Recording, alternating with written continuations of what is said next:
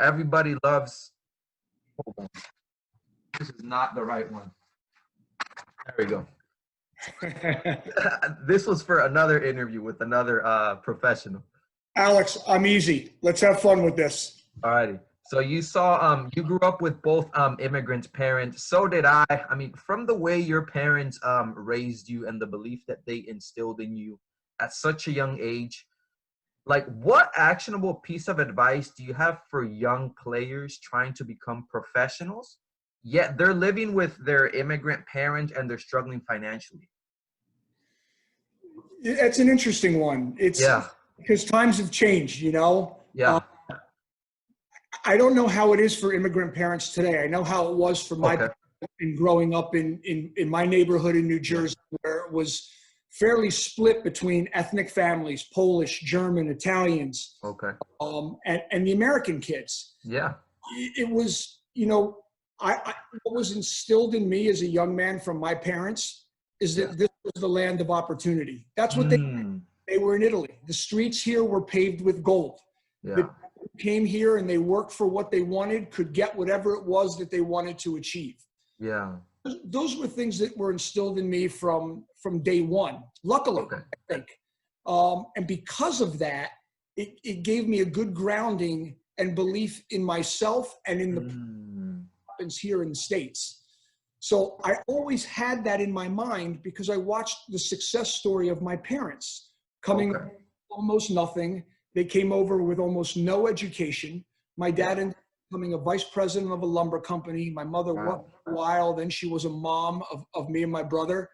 So you grow up with those beliefs instilled in you, and that I think remains a part of you for your entire life. So, you know, I think financially it was hard on them.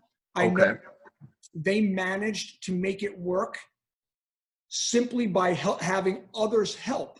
So most events that I was involved in soccer, whether they were tournaments, whether they were league games, whether they were practices in town. Yeah. I wasn't driving. It was my friends and teammates' parents that were taking me mostly. Wow. So it was simply about connecting with others and having others try to help. Now, I think that was a function of the time. Yeah. I think the function of our community back then and how tight-knit it was. I know things have changed a little bit. Yeah. But I still believe that that exists in America today.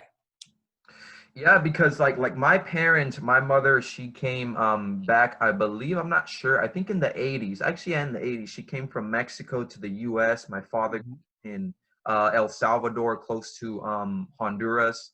So it's where a lot of, you know, it's just poverty still right there. I actually had the privilege of going 2 times, and I've always said, like, if you're being raised by immigrant parents, I think that's a superpower. I honestly think you do, because you have nothing to lose, you have everything to gain. You're growing up with the chip on your shoulder, but I think if you take, like, for example, I was always judged in school. Like at a young age, I used to wear hearing aids.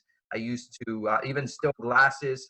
But I always thought, wow, like I always had that chip on my shoulder that said, one day I'm going to prove you guys wrong. You're going to see what I'm going to do. And so I think it's a freaking superpower, right? And I think you should embrace it. I completely agree with you. I think I can't speak to the superpower piece of it. Yeah. I think that chip on your shoulder, I can remember growing up in my neighborhood, and there were people that were better off than we were. Yeah. And I remember, you know, I don't know if jealousy is the right word, but when you say chip on your shoulder, that's exactly how it felt. And it felt like you always had something to prove. Yeah. That was something that kind of stuck in your craw a little bit and always kind of drove you and always made you a little harder and harder. Yeah, for sure. Definitely. So I want to move on from you pursuing professional soccer, from the challenges, the struggles, the frustrations, failures that you faced. Let's say I'm a young soccer player and I want to become a professional. I know what I want. Let's say I want to play for the USL, and then I want to transform into the MLS. What did you have to overcome? What does a soccer player have to overcome that isn't showcased on social media? Well, let me tell you something. Social media never shows you any of the tough shit. Exactly. That's why. Yeah. what did you have to overcome? You had to overcome everything. You had to overcome that upbringing a little bit. Yeah. You had to overcome some of the lack of finances, or a ride here or a ride there. You had to overcome people making fun of you. Yeah. I grew up, as I said, in a town that was kind of split. So the immigrant kids, they completely understood the soccer thing. Yeah. But there were other kids that called me Johnny Jocko or Johnny Athlete, or Yeah. they didn't get what I was doing. Those kids were playing American football. They were playing baseball. You had to overcome teachers when you were doing projects in school and you tried to do something related to wanting to be a professional soccer player, them telling you that it was unrealistic. You had to overcome all of those different things. And people think it's an easy road. They think the only thing you have to do is work hard in the gym and work hard on the field. Yeah. Really what you have to be is quite resilient and almost kind of Teflon-like to be able to keep this stuff from sticking to you and all the bullshit that people feed you along the way that says no, no, no, no, no. Yeah. It takes a certain single-mindedness, whether it's coaching, whether it's playing or anything else, that's really, I think, the key to it all. Yeah, I think that's super important. Actually, that's one of the questions is resilience, since it isn't being taught enough. Like one of the things, the biggest problems that I see parents today is that a lot of parents, I mean, correct me if I'm wrong, I'm not a parent, so this is just from my perspective as a young player and growing up, is that they tell their kids, hey, you know, we want you to win, but when they lose, they tell them, hey, it's going to be okay. And I think that's a lie. It's like, how? Like if you were terrible on the field, like you can't tell me it's gonna be okay, and then I'm magically gonna be good. Right? And think about it like in college and in soccer. Why do parents put so much emphasis? Like for example, my father, whenever I got a bad grade, he would drill it. Dude, why didn't you study? Why didn't you put in much more time? But when, let's say in other areas, let's say health or your career, they tell you it's gonna be fine. Right. Yeah, that's an interesting question. I'm not really sure the answer. I think they try to protect maybe their kid. And there is a lesson to be learned in it is going to be okay. Okay. It's not the end of the world. Oh, and okay. Things, if you reflect on those losses, it will be better in the long term. Yeah. But you can't just say it's okay. Yeah, no. About it, because then it's not okay. Yeah. That's like saying the C or the D or the F in class is okay. Yeah. It's okay if you then take that as feedback, understand what it is that you don't know, didn't learn, didn't understand, and now try to push through and to gain those concepts, learn those concepts, understand, so that you do better on the next exam. Exactly. The games and playing are the same way. Exactly. There are times when we suck. There are times when we lose. And there are times it's going to be okay if you take the lessons from it. Yeah. If you take nothing from it, it's not going to be okay, because you're going to lose, and then you're going to lose again. And exactly. So you've got to be able to reflect on it, gain something from it, and then be able to grow from that experience. Yeah, because if you don't take the lessons, you also lose that self-confidence in yourself. Mm-hmm. I've always said that soccer is fun when you're winning. Right? When you're winning, like I've heard coaches, high school coaches, they tell me soccer is fun either way. I'm like, no, it's not, dude. If we're getting beat 7-0, how's that fun? Yeah. Like, imagine playing a season. I was interviewing one of the FC Dallas Academy coaches, and he said, yeah, like the reason why some coaches put higher division team into lower team is because they just want to win. They constantly want to feel good, but they don't want to improve. Yeah. Right. And so there's a balance. But moving on, I mean, right here in America, in your experience from what you've overcome, what does true player development look like in young players? True player development. I have I don't want to say a distinct advantage, but I have the ability to look at this from the entire spectrum. My grounding in the game came in youth soccer. Yes, I played professionally. Played collegiate soccer. But then when I started coaching collegiately and then in the youth game. So I've coached in college, I've coached in high school, I've coached youth soccer, I've coached ODP soccer, PDL soccer, MLS soccer, USL soccer. So I've kind of run that game. And in terms of the player development, even at the professional level, you're constantly looking for improvement. Now, maybe at the professional level, it might be team-oriented as individually, but you also have to remember that when you're dealing with the kids, it's not the result that really matters. Now, that's hard for us to grasp, especially Americans, because we want to win, and everything's based on winning, winning, winning. But to be able to, at the youth level, truly have an impact on players and on the game, I believe it's the coach's responsibility to make sure that the players are constantly improving in terms of not only their technique, understanding of the game, their ability to see it, to read it, to know what's going on. Now, maybe not everybody can turn that into a career. But you can turn that into becoming a super fan down the road. We need to do as well. We need to turn some of these players that don't end up playing the game for their lives into fans. Because if they become fans and they're not professional players, well, then they're taking jobs.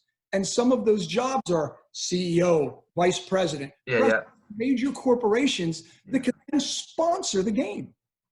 So development's a big piece of it. It leads to a positive, I think, effect on the player. It leads to them understanding the game better. It leads to them having more positive things to say about the game later on.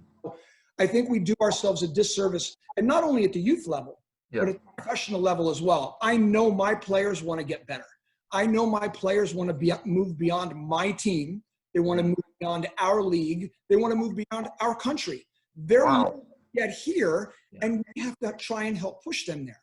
So it's all about development, both at an individual level and the team level. Yeah, well, like you said before, well, how do you grasp that message when you're a young player? Like when you say, hey, if you focus on personal development now, eventually you will start winning once you get good enough, once you find, how do you put that message into young kids and sometimes even the parents as well? The only way to do it is through good coaching, because those coaches are the mentors for those players. They are the mentors and the leaders for those parents. They will follow the coach's lead.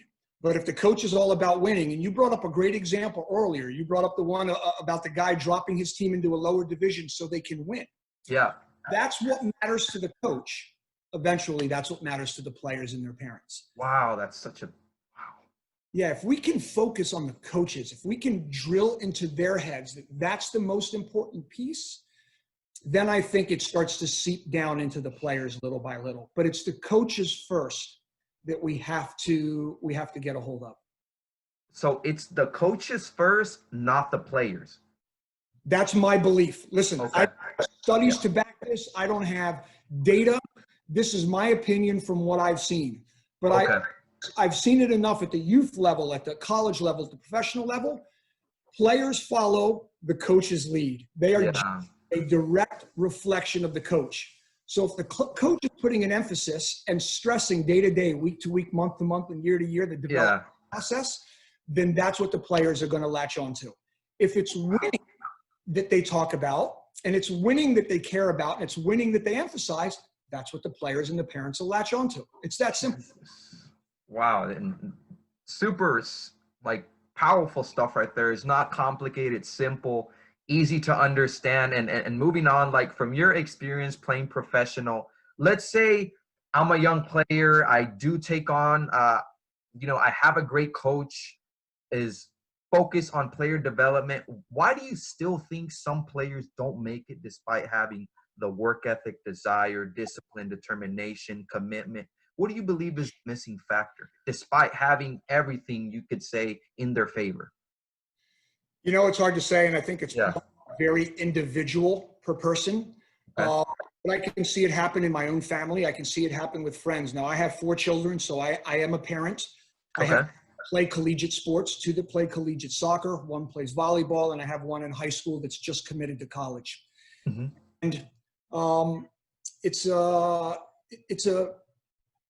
I kind of forgot a little bit about where your question was going exactly. So like, why do you think some players don't make it? When I say make it, they don't become a professional. They have a clear crystal goal, right?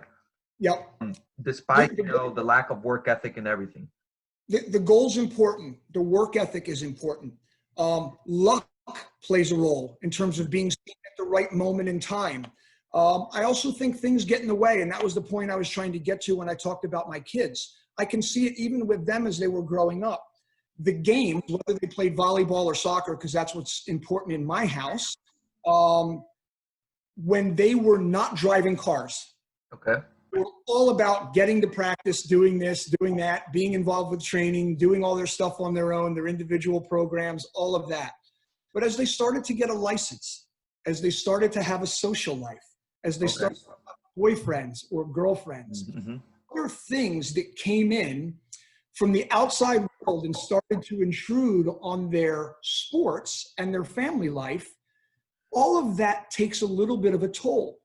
So I think all of those things that chip away, and that's why I say you have to be lucky, because you could end up meeting the love of your life at 16 years old. Well, if that happens and that becomes something that starts to take time away and passion away from the game, then those things happen. You start to go down a different road. Everybody travels a different path. Yeah. All those things are required that you talked about. It has to be work ethic. It has to be a good coach. It has to be, you know, the right places to be able to train. Yeah. It also has to do with timing. It has to do with the environment that's around you. It's all those things. And part of that really is luck. Interesting perspective. You're probably one of the first coaches that has ever said that luck plays a part in the examples. But let's say at 16, I do meet the love of my life, but I still really want to become a professional. Would you agree at that point, and now comes to priorities on what you really want and then doing that?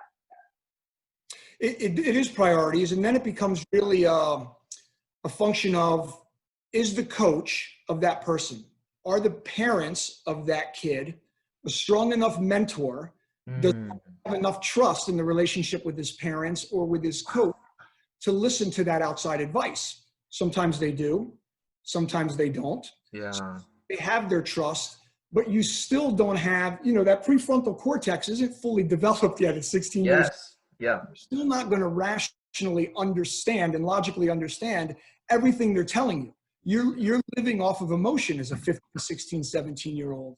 And so that's why I say luck has a lot to do with it. You know, I don't think you can survive without a little bit of it. Even in the context of injuries, you know, you have players that are tremendous players at 17, 18, 19 years old, and they wreck their knee, and they come back and they rehab and they get themselves back into a great place, and then they wreck the other knee. Yeah. It's happen all the time. It's not the player's fault. It's just that sometimes things don't go the way you want it to, and a different path is for you. So yeah, something to do with it, but it's all those factors we've talked about over the last few minutes. Yeah. Okay. So now moving on to resilience. You know, it's something that isn't talked about. From all the years that you've coached, played professionally, if I'm a young player, and let's say we're gonna go back to, if I'm growing up with parents that are just not present. As a young kid, since you said the frontal cortex is not developed, how do you start grasping the idea to become resilient at such a young age? That, again, I think is a responsibility of the coaches. That's why I think coaching is such an important thing in the modern day. Parents do spend less time around their children. They do spend less time at home. There's so many more families that are either single parent families or both parents working simply to make things work economically in that house. Yeah. So if the parents aren't the ones that are going to be the big examples in that role, and I think in some ways they are, because if the kids see them working hard and they see that resilience in their parents, acts as a visual example. Wow. But again, they're too young to noodle it through. Yeah. So you need a coach or somebody that can explain that process to them. And I think that is really what's lacking in our society today as a whole, not just in the soccer community. Yeah. You can talk about youth sports across the board. You can talk about in school. You can just talk about society as a whole. People face an obstacle, they quit and they bag it. Yeah. Something new, they face an obstacle or two, it's not worth fighting through, they bag it. And maybe it goes back to what we talked about earlier. Maybe it goes back to the fact that people say, oh, you lost. It's okay. Don't worry about it. Yeah. It's not okay. Yeah. Take something from it. Figure out why that obstacle's there. Try to figure out a way to overcome it. And then try again. See if you pass, see if you fail. If you failed, again, evaluate it, reflect on it, see if there's something different or better you can do, and try again. But people will try once or twice, and then they're done with it. And I can tell you, in this business, it doesn't matter if it's coaching or playing, if that's your mentality, if you lack that resistance or that resilience, you have no chance. Because coaches will tell you no, no, no, day in and day out. You'll hear more no than you yes. You'll hear more of, you need to do this better, you need to do that better, than you're going to hear, man, that was really good, or that was fantastic. And you've got to be able to cope with that. You've got to be able to deal with that piece of it. So that word you used, resilience, is I think, the ultimate word that players need to learn, that coaches need to learn, that our society needs to reestablish as the norm for us to get back to what we've always been, which is great. Yeah, and that's what I mean right there, the perfect example with immigrant parents. Like, for example, my father at such a young age, and I think this does have to do with, I think, the DNA just a little bit. You know, like when my father was 17, he came to the US in the middle of a war, right? Constant bombs, shootings. And so he gets with my mother, has me, and at the age of 6 or 7, he starts telling me, and I don't know why, I've never asked him before, I will after this interview, that now it's just brought up. He always taught me to lose, to be comfortable with losing first. He never taught me about, hey, win. It's very weird now that I'm thinking about it. He always said, hey, son, you know, the world is going to really beat you up, he said, and it's going to kick you when you're down. He said, you have to learn to lose first. And still this, I think that's why I say that's a superpower for when you're going up with immigrants, is because they teach you how to lose first. But now back to the question, let's say if you grew up with the parents who gave you everything and you've never seen your parents struggle and be resilient. Again, this might be back to the coaches, but how does a young player attach that and grab that message from resilience from their parents when they haven't seen it? It's a tough one for them, I think. You know, if you're brought up, and I don't think there's anything wrong with being brought up affluent and successful family who's prospering economically. I think that's what we all strive to do. Yeah, exactly. However, I think if you're in that situation as a parent and you give everything to your kids versus forcing them to earn it, again, we're in a household of 6, me, my wife, and my 4 children. Okay. Kids will tell you they didn't each have their own iPads. They didn't have their own computer. There was one that got shared amongst the 4 because we didn't want them in a situation where everything was just handed to them. We wanted them to be able to cope with not having everything all the time, with having to share, with having to deal with others, and to be able to bargain and negotiate and find all those happy medians, because that's what the world's really like. You're not going to get everything you want in this world. Yeah. Now, I don't know that we did it perfectly. I'm sure we didn't. And I think that we got lucky in a lot of those decisions as well. Okay. But I think that's the biggest thing is, you know, we struggled as kids. You grow up as an adult, you become a parent. You don't want to see your kids struggle as much. Yeah. Give them more than you had. Yeah. The problem with that is in giving them everything, it becomes easy for them, or they think it becomes easy to acquire anything. Now they start meeting obstacles in high school, in college, in relationships, at work. And it's the first time they've ever had to deal with that kind of setback, those kinds of hardships. And it's a completely different world for them that they're not comfortable with. And I think that's really what it's about, is they've got to be comfortable being uncomfortable first. And that means not having everything at their disposal. Wow, that's a truth bomb right there. If I could put little explosions, a little bomb that just went enough. But okay, now moving on to the parents' side. In a recent soccer interview with the Oklahoma Energy, you said that your father always made sure that you were playing soccer. And although you said he instilled the belief of, hey, we came to the U.S. because this is one of the fortunate countries. How can parents and young players benefit from, I guess, your parents, your father's belief? Because if you want to become a professional, you made it. You're coaching it. So somewhere along the line, your father had to do something right that you just took, and that allowed you to grow and run with That's a difficult one because I it. think he was growing through the process as well. Yeah. There was a time early on when I was young, and listen, I was a big time troublemaker when I was young. I grew up in a part of New Jersey with some people that I'm still friends with today. Okay. But we were not the nicest kids in the world. Okay. And there was a point in time when, as I got myself into trouble, my dad took the game away from me. Now, I don't know if he did it, and I never really had this discussion with him. I don't know if he did it so that I would grow an appreciation for it, or if I would realize what it would be like if I got into so much trouble that I could never do it again. But over time, I think he realized it was probably the worst thing he could do.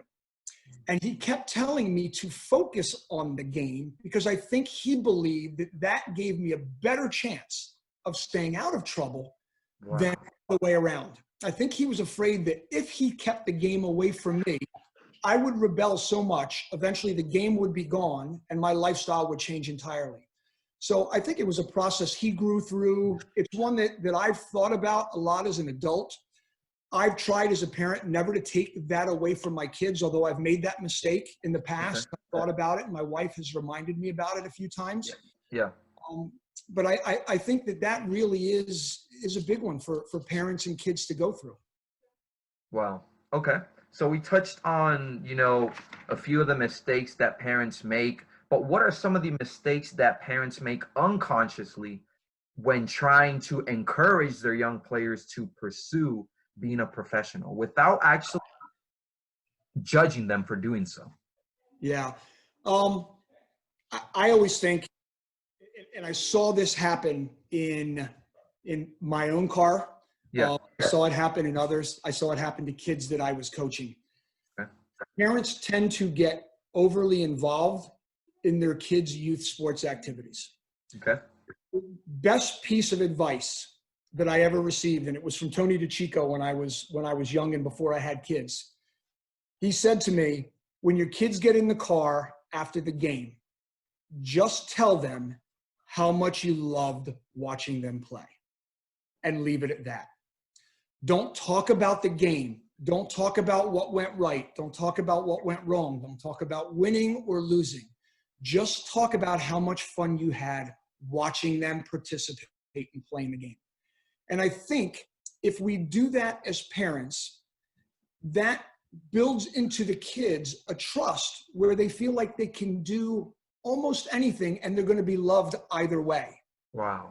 What tends to happen is the kid climbs into the family van, they start to drive away, they start to talk about the game, and then the parent starts to critique their Yeah. So they're critiquing the player, they're critiquing the coach, they're talking about how the coach doesn't use them in the right way or how the player didn't make this right decision, instead of just letting them enjoy the process and being a parent to their child. That's really, for me, the most important piece. And I mean, Tony cited studies when he mentioned this to me and talked about things that he read and psychology behind this. And I can't speak to all of that. Yeah. But I can tell you only on a personal level that it seemed to work in our house. Listen, I grew up in the game. I played the game professionally. I coached the game professionally. I wouldn't give my kids one bit of advice regarding soccer unless they asked. They'd come in and say, I really loved the way you played. That was really fun to watch. And if they asked a question on the way home about the game, then I would say something. It had nothing to do with me. It was all about them and me just enjoying it as a spectator and as a So it's really about, as a parent, and correct me if I'm wrong here, pushing, I guess, being self-aware and pushing that ego aside instead of, hey, you did this wrong. You could have done this, instead of saying, hey, I really enjoyed watching you. And just like you said, leave it at that. But Yeah. it's hard, you know, sometimes to push your ego aside. Like it takes some personal courage to just say, hey, I was wrong. I made a mistake. Yeah. And How? Alex, let me say here for the record, it's not like I was perfect at doing that. So Okay. I come off as some virtuous person who always Okay. made the right decision with my kids. Listen, there were times I screwed it up. Yeah. There were times I had to go back and say, my bad. Yeah. I believe in having done it both ways, mostly the way of, hey, just love watching you play. It's turned out okay in our household, and it's turned out okay in most of the ones with other people that have handled it in that way. The kids and the coaches, they'll get the sport right. Trust the coaches to do what they're doing.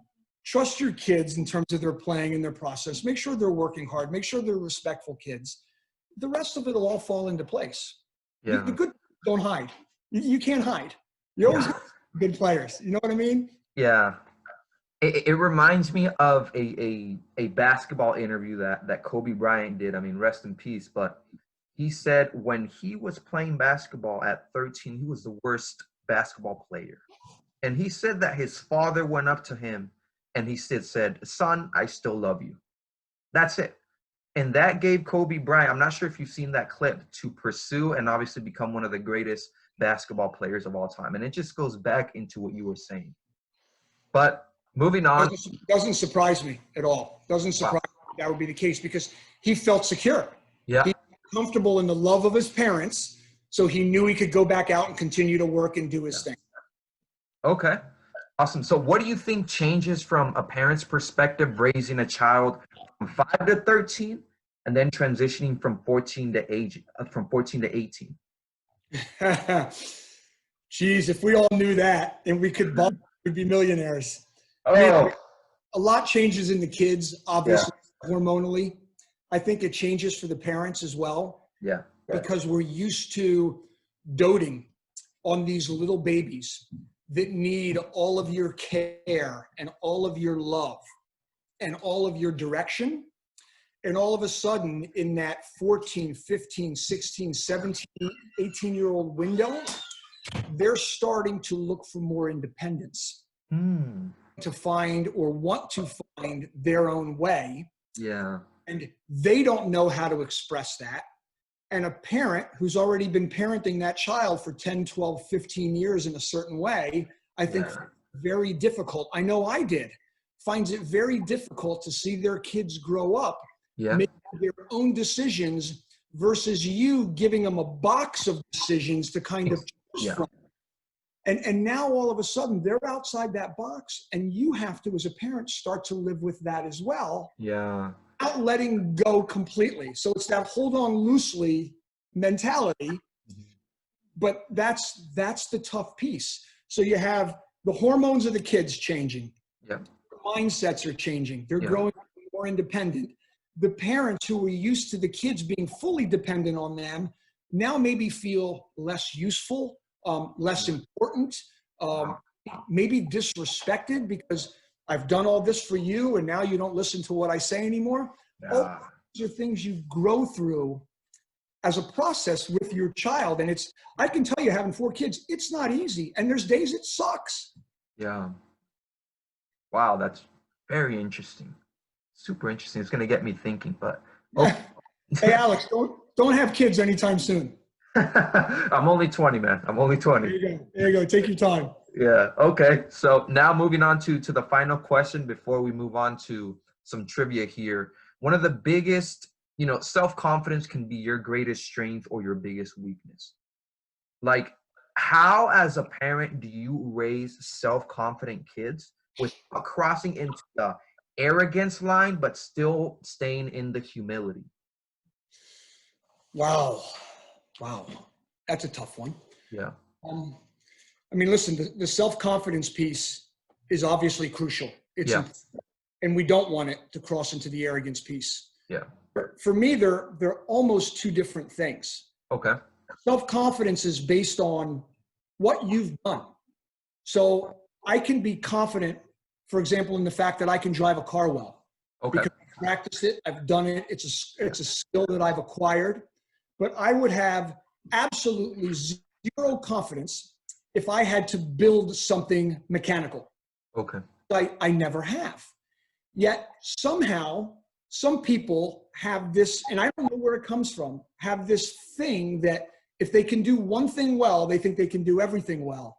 And there's not a lot of transfer. There's transfer to the process of acquiring the skills, but I'm not going to be as good trying to build something today as I am driving a car, because I've been driving a car for 40 some odd years and I've practiced for 40 some odd years. So my own expectations of building something today should be of a lower confidence, should be of a lower standard, because I haven't done it before. But then it comes back to the resilience. Are you resilient enough to try and build it, screw it up, and try it again, screw it up, get better at it, learn from it, grow, do it again, so on and so forth. So for me, the self-confidence is built on something you've actually done. Okay. This is just your belief in nothing because you have no proof of having done it before. And it's, sure, I can do that. I can do this. I can do that. Well, based on what? Yeah. Wow. You know? Super powerful. Okay. Because I like to think of like self-confidence as like a bank account, right? I think the biggest, at least from what I've encountered, like every time I say I'm going to do something, and if I don't do it, it like chips at your self-confidence. It's like you're taking $1 away from your piggy bank. And what happens when you start going into a slide, you start losing it. And all of a sudden, I said this in one of the interviews that I think this is why, and I'm not a coach, so correct me here, that's why I think players hide is when they don't command or keep their promises to their self when they're training. Like if you say you're going to give 110% at that training and you don't, well, now in the back of your mind, you're like, oh crap, I did not even keep my own promise. Now you hide in games. Now it's like, it's almost like subconscious. You don't consciously know it, but you know it's like crap. Like in the moment, and when you're on the 87th minute, you don't know it. But after the game, you're like, that's what it was. And if you keep your promises, well, then you keep adding dollars into that piggy bank until you're just rich and confident, right? That's an interesting take. And you're, I think it does have a lot to do with almost self-deception. You know, if you tell yourself you've tried your hardest, you convince yourself you have, but then push comes to shove in the 87th minute and you never really pushed yourself to that level and it comes out, you start to hide because you have not done that before. You haven't given what it takes to be at that point. So you start to cower a little bit. Yeah, exactly. That's a great perspective, Alex. For a kid 20 years old, you're quite bright and experienced. Thank you, man. So now I want to move on to some fun questions now. All right. Okay. So what is the funniest thing that you've seen a soccer player do in practice or in a game? Funniest. My Kamara miss a goal. Okay. Ball was actually bouncing on the goal line. That's one of the funniest things I've ever seen. Now, I probably say that to Kai's face because to this day he could probably smash me into a pulp. Okay.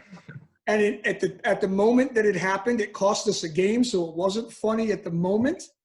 But now, in hindsight, and I go back every once in a while and watch that action because it's on YouTube. Okay. It is one of the funniest things I've ever seen on a soccer field. Okay. Now, what is one of the funniest excuses that a player has used on you to escape not training that day? Wow. Funniest excuse of players used. Yeah, to not show up in practice. You know, I had a kid that was failing all of his classes once and said he had to miss training because he had to stay home and do homework. Okay. I don't think the kid's ever done homework in his life. Wow. For whatever reason, he couldn't make training because he had to do some homework. I'm glad he was finally getting his priorities straight, but I don't buy the story. Okay. So what is the most ridiculous thing soccer players wear that you think looks cool, that they think looks cool on them? Headbands. Headbands? Headbands. Yeah. Why? I guess it's just the way I grew up watching the game. I mean, back again, when I was growing up and the influence I had, if players had long hair, and a lot of them had long hair back then, they would use the tiniest little string type of headband. Claudio Caniggia from Argentina would be a perfect example. Played in the Serie A and played with the Argentine national team. Perfect example. But if you look at it today, I even have a player on my team, Tucker Stevenson, wears a big white headband. I mean, it's even thicker than what tennis players used to wear in the 70s and 80s. To me, it's ridiculous, but it seems to be starting to come in a little bit. So, all right. Or to him, if he's brave enough to wear it, and he's got the confidence to wear it, more confidence. Okay. So what are some of the conspiracy theories that you believe about soccer? That I believe? Yeah.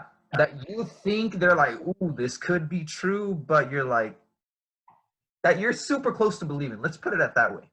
You know, I'm going to say that so that I don't get myself in trouble within the game. Yeah, for sure. Definitely. Say that this was someone else's idea that they told me that it made me think a little bit about. Yeah. People have always said that soccer's a crooked game. That games can be bought in certain parts of the world.